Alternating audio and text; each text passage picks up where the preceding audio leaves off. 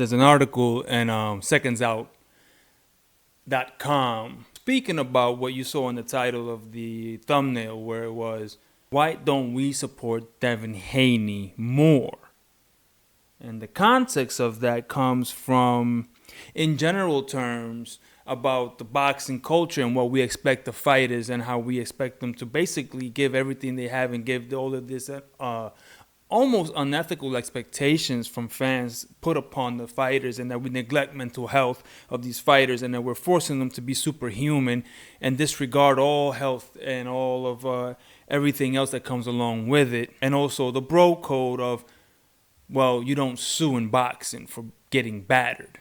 And I have an opinion about that, and we'll talk about that here in this video. But first, if you're new here, thank you for stopping in. And if you're an older subscriber, thank you for supporting the small community that I'm trying to build out here. So if you please would like to be a part of this growing forward, thank you. Consider subscribing. Now, I will link the article down below so you can get a better perspective. But I'm going to give it to you in a nutshell. Basically, it's asking, why don't we support Devin Haney in the midst of him taking all the toughest fights that he could and ultimately not supporting him in the suing of Ryan Garcia for battery in lieu of the result that came after the fight of him being tested positive for ostarine, no matter how much it actually was for. Now, to give it context, guys, here's the thing though. We're like ignoring the fact, like in the article, and maybe I'm wrong, but I took it as he also talks about how every time that these guys pop dirty, there's always like, oh, that's why there was like superhuman strength and feats and speed and all of this stuff. Here's the thing. When Ryan won that fight, no one was saying this looks odd for Ryan, right? This looks strange for Ryan. This is outside of Ryan's norm. Being this fast, punching this hard. No one said that.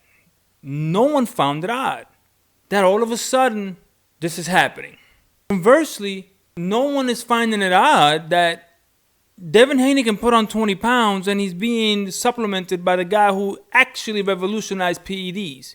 He's damn near sponsored by Snack. But no one wants to say that, right? No one wants to really touch about that. But let's continue on the situation. Ostarine cannot give you superhuman strength, superhuman speed. It can improve strength through recovery, and it does help with weight cut. Everybody keeps washing over the fact that Ryan Garcia tested negative for any PEDs until the very last test they gave him. So all through camp, Vada was testing, and he was clean. And the amount that he had in his system was not consistent with any benefits. And that whole thing about microdosing, it doesn't work like that. Because you can microdose, and yes, the first dose it might not ever show up. Second dose might not, but by the time you get to the end of the training camp, where it has to be effective, you have to be on it for such a long time, your body will retain it, and it will show up. Otherwise, it doesn't work at all. Any PED. Ostarine is not built specifically for strength. It's muscle retainment and recovery. They think it's something that they can use with AIDS patients and cancer patients, right, to build up like muscle. But it doesn't give you strength. Not in that way. Then we find out that he was on a very minuscule level of ostarine, which, by the way, Vada said, yep, it was consistent with contamination.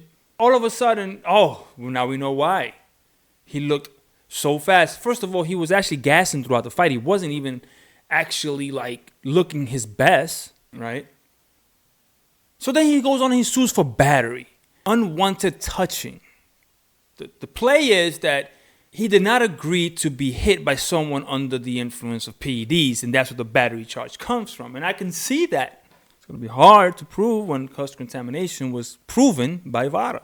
The New York State Athletic Commission was the one that suspended, Ryan Garcia for not disclosing that supplement that he actually used. So where are we? Why don't we support Devin Haney? Simple. Bill. It all comes back to Bill. Nobody likes Bill. Bill rubs everybody the wrong way. Bill makes these claims about his son that everybody hates. And also, we're going to gloss over the fact that up to the build-up, since the Bill is the mouthpiece, pause, because Devin can't sell a sale sign, right? He said I'm gonna have him kill you. This is gonna. I'm not gonna be responsible for what you see. Don't let your kids watch. I'm not gonna be responsible. I am unleashing Devin. I want him to kill you.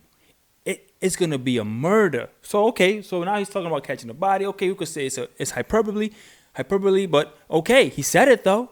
Everybody's watched over that. Victor Conte is in his corner with snack program. Okay, we ignored that. Or did we? Because maybe that's part of the problem. You got Bill Haney just annoying as hell, which is doing the opposite. That's why Danny Garcia really didn't get much bigger fights, because nobody liked his father. Danny might be a good guy, but nobody liked Angel. Devin might be a good guy. Nobody likes Bill. No one. He just rubs everybody the wrong way, just like Angel did. And that mental health that Danny was going through was probably brought on because of Angel. And the same thing is going to be said about Devin.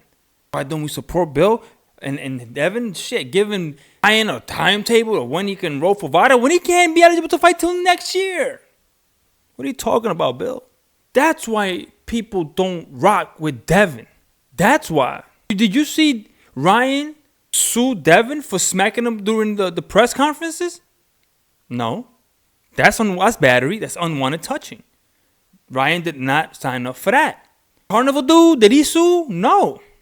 He could, and he'll win too. Somebody to get a hold of that guy. Let him know, hey, bro, you got a case. That shit's all over the media. You got a case. Get some.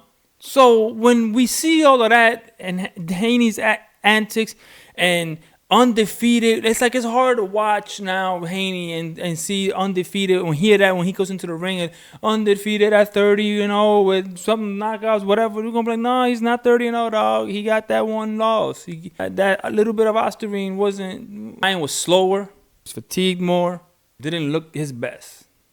And yet Haney could not get. The article actually noted that although between all the familiarities, it seemed like, Haney couldn't get away from his left hook, but it must have been because he was on PEDs. It's alluded to it in the article. And I'm like, this is crazy. This is why we don't rock with Devin, because everybody that does support him makes his crazy allegations or crazy conspiracy theory things to justify loss. It's a loss, man. It's a loss. Even if Ryan would have still popped for Osterine, but had disclosed that supplement to the New York State Athletic Commission, he would have been not suspended, and it would have not been a no contest, and the loss would have stood. Because rarely does boxing overturn decisions.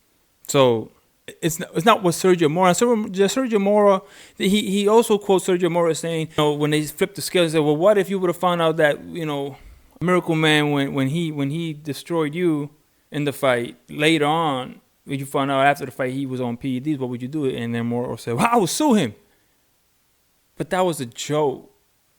He kind of tried to clean it up and said, well, I said that because, I was at a different state in my career. It would have been dangerous for me. But that's a joke. He's trying to say that it's, Sergio Moro is talking about this code you don't sue for in boxing. Yeah, people have in the past for cheating, sure. But the main reason we don't rock with Devin is because of Bill. Let's be realistic. It's Bill. We don't rock with Bill. Bill is ruining this kid's career. Bad deals that he's signing. Bad training. Letting him get away with the same flaw over and over and over and over and over and over until he got disclosed. Victor Conte over there giving him undetectable things. I mean, let's be serious. It's Victor Conte. You think we don't know? Bud uses Victor Conte. You think we don't know? Everybody hails Bud, though. Like, hey, Bill uses that. There's a lot of guys that use Victor Conte. I read a comment on that same article. Said you don't hire a former crack dealer / cooker to manage your health plan. Something to that effect. And it's true. You just don't do that. You don't hire a former PED mixerologist to manage your supplement plan. There's going to be questions. It's going to be questions. And everybody's just like, oh, it's just regular. We're just going to be regular. We're going to support Devin. It's a lot of holes in Devin's game inside and out the ring. But the biggest thing is Bill. If Bill shuts the hell up and goes away, I'm sure Devin can rebound. But as long as he gives Bill the reins, Devin's going to look like a spoiled kid, a spoiled brat that his daddy's looking out for. And it's just going to be annoying. Nobody's going to want to rock with him. That's why we don't rock with him, because his father's annoying. That's it. Annoying. I'm sure he's a nice guy, probably out the ring. He's probably out for show. Don't get me wrong. But he's annoying as a personality. Maybe not as a private person. Maybe we can kick it and maybe we have mad fun. But once the camera goes on, he's annoying. And I guess that's the point. But he went too far. And now nobody rocks with his son or him. Crazy. But anyway, let them comment down below. What do you think we don't support Devin Haney more? Do you think it's because of the lawsuit? Do you think it's because of Bill? Let me know in the comments. And I'll see you in the next video. And I'm out. Peace.